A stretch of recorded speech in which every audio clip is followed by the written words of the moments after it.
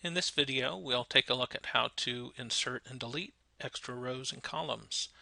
Here I've got my a particular cell selected. If I want to insert a row here, I'm going to go up here. Notice I'm on the Home tab. Select Insert and select Insert Sheet Rows.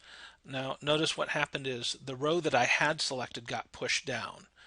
If I want to insert a column here, I would do the same thing. Select Insert Column,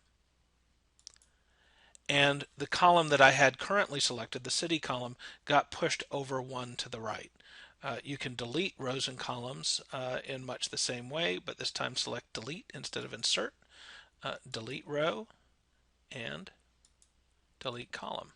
And I'm back with the table that I started with. You can also do that for multiple rows or columns.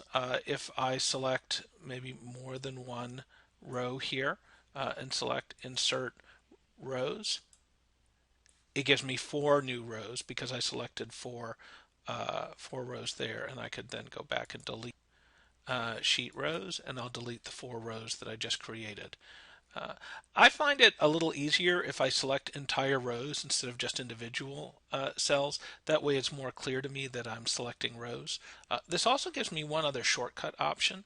If you right click anywhere in the selected region, you have the insert option, and it assumes that you want it to insert rows.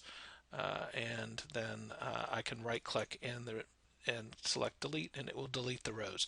It works exactly the same way for columns. Sometimes though, instead of inserting or deleting entire rows or columns, you want to just maybe create a new row in this table without affecting any other information that you have on your spreadsheet.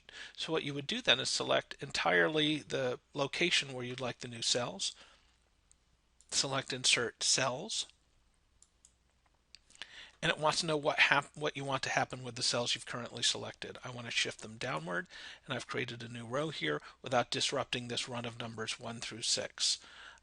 You can also delete cells the exact same way. It's going to ask me again, what do I want to do with the other cells? I want to shift them up, and there we go. I can use this right click option here as well. Since I've selected cells, it assumes I mean insert cells, shift cells down. And that is the way it works for inserting and deleting rows, as well as cells if you want to do a particular set of cells but leave the rest of the spreadsheet unaffected.